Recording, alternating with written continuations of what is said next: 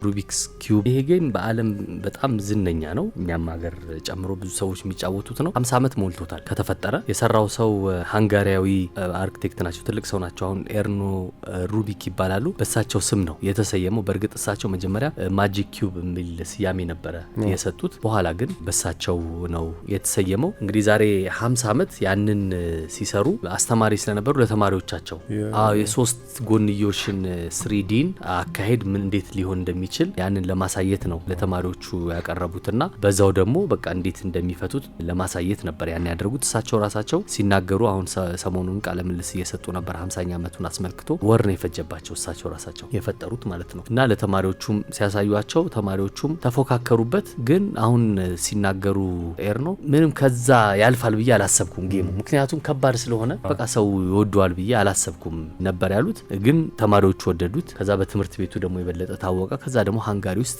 ዝነኛ ሆነ። ከዛ ደግሞ ጀርመን ውስጥ በ1979 የተደረገ የጌሞች ኤግዚቢሽን ነገር ነበረ። እዛም ቀረበና በጣም ተወደደ። ከዛ በኋላ ወደ አሜሪካ ሄደ። እያለ ዓለም ላይ በጣም ዝነኛ ጌም ሆነ። እስካሁን ድረስ ከ500 ሚሊዮን በላይ ጌሞች ተሽጧል ተብሎ ይገመታል። ያን የወጣ ጊዜ $1 እስከ $2 ነበር የሚሸጠው። አሁን $10 አካባቢ ይሸጣል። ይሄ በጣም ዝነኛ ጌም ስለሆነ ብዙ ነገሮች ተደርገዋል። በተለይ አሜሪካ ከሄደ በኋላ ዝነኛ ነበረ። በ1981 በፈረንጆች አቆጣጠር ዩ ካን ዱ ዘ ኪዩብ የሚል መጽሐፍ ታትሞ ነበረ። እንዴት የሚመራህ አይነት ነገር ነው። የ13 አመት ልጅ የጻፈው ነበረ። ያኔ 750 ሺህ ቅጂዎች ነበር የተሸጠውና በጣም ትልቅ ስኬት ነበረ። እንግዲህ ከዛ በኋላ ብዙ ነገሮች እንዳልኳችሁ ከጌሙ ጋር በተያያዘ ተደርጓል። ትንሿ ሩቢክ ኪዩብ ተሰርታለች። የጣታችንን የመጀመሪያ ክፍል የምታክል ወይም ዳይ የምታክል አይነት ማለት ነች።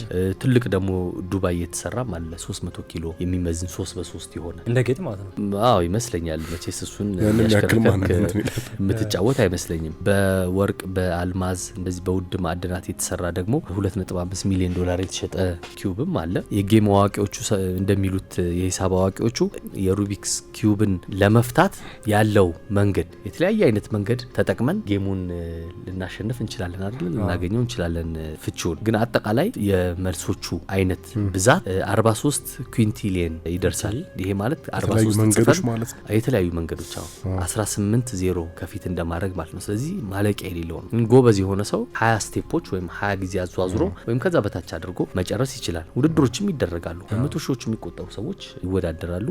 የመጀመሪያ ውድድር የዛሬ 40 አመት ሲደረግ 23 ሰከንድ አካባቢ ነበረ ሪከርዱ። አሁን ግን ባለፈው አመት ወደ 3.13 ሰከንድ ወርዷል። እና አይናቸውን ጨፍነው በአንድ እጃቸው ብቻ እንደዚህ ሰዎች የሚወዳደሩም አሉ። የዛሬ 4 አመት ኔትፍሊክስ አንድ ዶክመንተሪም ሰርቶ ነበረ ዘ ስፒድ ኪዩበርስ የሚል የነዚህን ሰዎች ህይወት የሚያሳይ ነው። ኤርኖ ሩቢክ አሁን እድሜያቸው 80 ነው። እዛው ሀገራቸው ሃንጋሪም ስፔንም የተመላለሱ ነው የሚኖሩት። ጡረተኛ ናቸው።